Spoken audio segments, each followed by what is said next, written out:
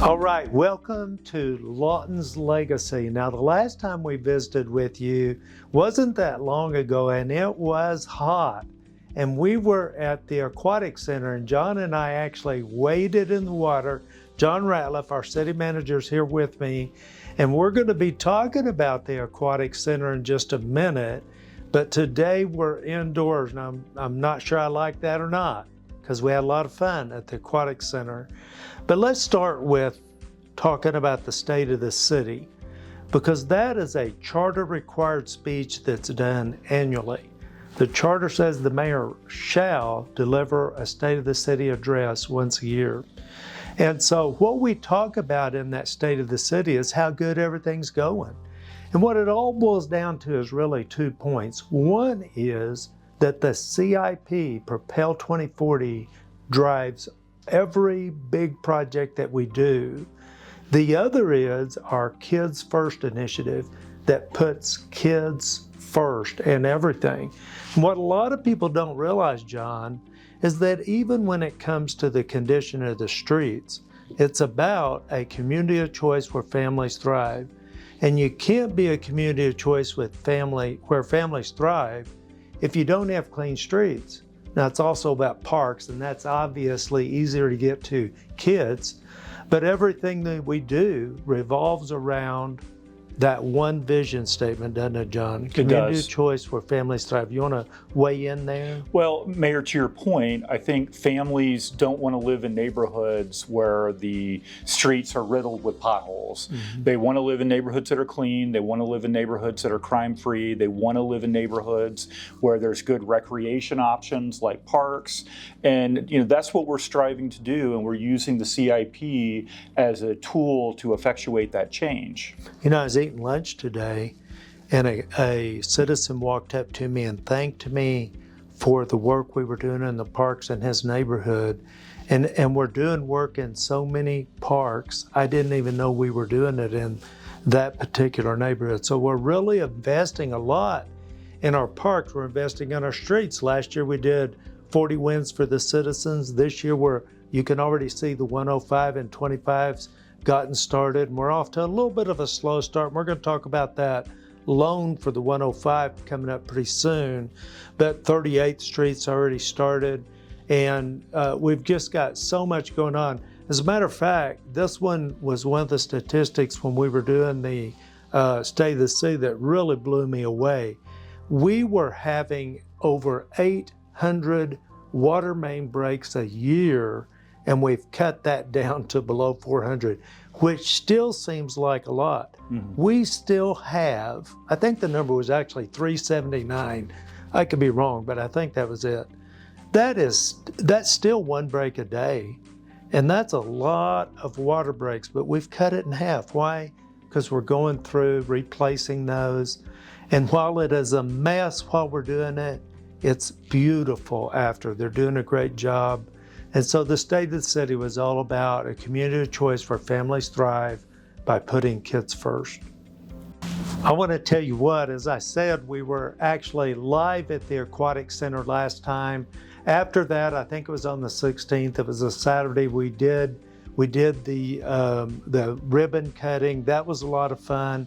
We filmed out there for the State of the City, and the kids were lining up to push the mayor in, which was great fun. I enjoyed it. And now the Aquatic Center is open. We're working through all the kinks. I've been amazed at how smooth and prepared the staff was, getting everything going. And you're still training lifeguards. Talk to us about the times people can go, how long we're going to try to keep it open, because we're going past Labor Day, I think. And talk to us about all that, John. You bet, Mayor. So we're going to, weather permitting, we're going to try to keep the Aquatic Center open till September 26th. And that's if it's still warm outside. We anticipate that it will be. And as far as the hours go, weekdays 4 p.m. to 7 p.m. just like it is now. Saturday will be 12 to 8. Sunday will be 12 to 5. We'll maintain those hours until we close the pool, whether that's September 26th or a little bit later, depending upon the weather. And, it's really been wildly successful. And we are still taking applications for lifeguards. We're a few short still. So if you know any folks out there that are looking for lifeguard work, we've got it.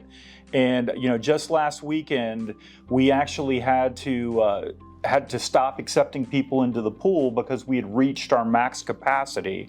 And so that just goes to show you that our community really wanted this aquatic center. It's been a long time in the making, and we're glad that we can finally provide that service to our citizens. Was that max capacity because of the number of lifeguards you had? Yes. Okay. Yeah. So it's important that we get those lifeguards because we can take up to almost 1,000, if I remember right. That's right. Assuming we have the lifeguards. That's correct. Right. Yeah. Okay. Great stuff. Love it. Propel 2040. That's the reason we have it. The citizens voted for it. Let's talk for just a minute, kind of get off of some of that fun stuff and get down to some business stuff. At the council meeting, the council interviewed applicants for Ward 2 that R.L. Smith had vacated, and they selected Teron Epps, and he will be sworn in on September 9th at the next council meeting. I think we're going to do that at 4:15, then allow his family some time for some cookies and punch. I'm sure I'll help him. You're invited too, John. Oh, thank you. And we'll just have fun, and then at 5 o'clock we actually have a special council meeting before the main council meeting. So that's going to be fun. Ward 1, we're still accepting applications for Ward 1. That Councilwoman Hankins Booker is resigned as of when she's replaced, basically, because we expect to replace her in September. And so that once she's replaced, then obviously her term will end. Then the elections are September 9th. That's the same day as the council meeting. And those are for wards 3, 4, and 5. And we really encourage people to turn out. I hope that we're going to be doing, John, some reminders to people to help get that vote out. Do we do that? We do. We do send out reminders. We'll do a push probably on our texting service as well as our social media page, as well as our regular website. We'll probably put something out through all three of those avenues. It is on September 9th. The polls are going to be open, I think, roughly 12 hours from 8 to 8. I'm not completely sure on that, but they're open a good amount of time. From the polls are open from 7 to 7. And so on the September 9th ballot, we've got the seats for Ward 3, 4, and 5 are all up for election or re-election. And we'll just see how it goes. Okay, but we also have two issues concerning the charter change. And so right. Those, while you can only vote in Ward 3, 4, and 5 for those council people, the entire city needs to turn out to vote for the charter changes. And so we encourage everybody to turn out on September 9th. John, we finally got those bridges open on Cash Road up there around 40th to 44th area, Wolf Creek, I think it is. And that was a big headache traffic-wise, and it just seemed to drag on. But it's so nice to know that we can drive our fire trucks and our trash trucks across there now without being a problem, or if a semi comes along and doesn't get the word, we don't have to worry about damage to the bridge or even an accident. Well, we've got some other bridges that we inherited from the state, and they were like 70 years old or something? Well, the 11th Street Bridge, I think, is closer to 100 years old. Wow. So it's that repair and renovation is ongoing still. Right now, the projection is that will be reopened in March of next year. There were some questions this week. Apparently, there were some folks out there that were burning some underbrush, and it looked like smoke was coming out from underneath the bridge. But that was exactly that. It wasn't any structural issue with the bridge. It was just some folks out there burning some of the leftover overgrowth to just kind of get rid of it. So everything with the bridge is progressing, and again, we hope it will be open by March of next year, and it'll be back straight shot back to the landfill. Once again, that can only be done because the citizens voted extending the ad valorem for streets. All of our ad valorem goes to streets and bridges. And that's going for that. Is that right? Now, I think we got some grant money on those too, but the primary source was the citizens' vote. Is that correct? That's correct, yeah. Okay. The ad valorem extension. Talking about citizens' vote, that was ad valorem, but the Propel 2040 was a huge win for the City of Lawton and for the citizens in particular. And the first loan on Propel 2040 should be closing date of September the 28th, I think it is, and we'll get started. That will give us the money for some key projects. Right. Plus, it will do some refinancing to lower the interest rate. Now, if I remember right, it was like $4.9 million we're going to save by refinancing a couple of notes, and then we're going to have the money for some other things. What all was in that you can think of? So I know that the museum was part of this new loan. The Animal Welfare Center that we've talked extensively about. Mm-hmm. We're going to refurbish the old fire training center at 17th and Lee. That will be the new Animal Welfare Center. We also got some additional land from Lawton Public Schools to kind of extend that area out. So if we get larger animals, we can house those as well. This loan is also going to encompass the outdoor amphitheater and the boardwalk at Elmer Thomas Park and Lake Helen. And coming up at the end of September, we're going to be discussing the indoor sports complex that we've been talking about for a long time, but we're going to finally see some actionable steps, and the Sports Authority is going to present that information to council, and council will vote and provide direction. You know, it's not often that you have an item that the citizens vote on twice. Right. But they voted for the indoor sports complex in 2020, and then they reaffirmed that vote and took off the cap in Propel 2040. So that'll be coming to council, and a good presentation. I'm excited to see that the authority, the Sports Authority, is going to be bringing a proposal, and they're going to talk about the economic impact of youth sports. I'm really looking forward to seeing that. And some have already seen it, but I haven't seen it yet. And I understand the impact is tremendous.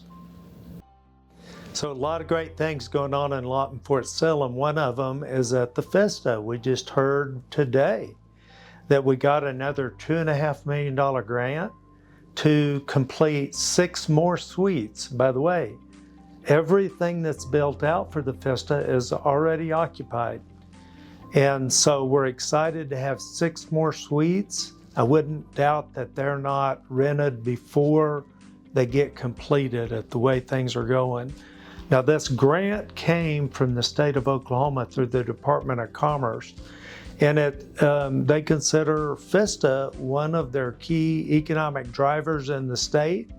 They also see its importance to kind of undergirding Fort Sill and the importance of Fort Sill. And the Department of Commerce has a mission to, what we call BRAC proofing. And so the Festa qualifies for that, and it really helps us get lots of state grants down here. I'm gonna guess that just from that sector, we're probably pushing 16 or 18 million. And the Festa's this probably puts us over 80 million in grants total for the Festa. So a lot of great things in that regard. John, what else do you have for us before we go?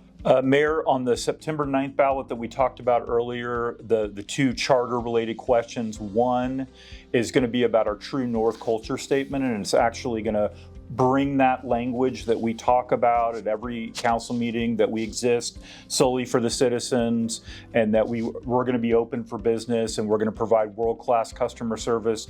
All of those tenets of the True North Statement will now be included in the charter if our citizens vote for it. And then the other thing that that our citizens will consider at that election is whether or not to extend the probationary period for our employees from 6 months to 12 months. We support that change because it gives us an opportunity to evaluate our employees a little bit longer and find the right fit before we have to give them an evaluation. So that helps the city, it helps the citizens, it helps the employee. So we're hopeful that both of those measures will pass on the 9th. You know, not that I want to put words in Randy Warren's mouth, but I'm going to since he's not here. And he says in his 22 years of serving on the city council, he's never seen anything transform the city like the True North Culture Statement and our vision statement. So they're very important. We want to get them in the charter so that the citizens know that attitude is where the City of Lawton is going to be going forward. And that's it for this edition of Lawton's Legacy. Thank you for joining us.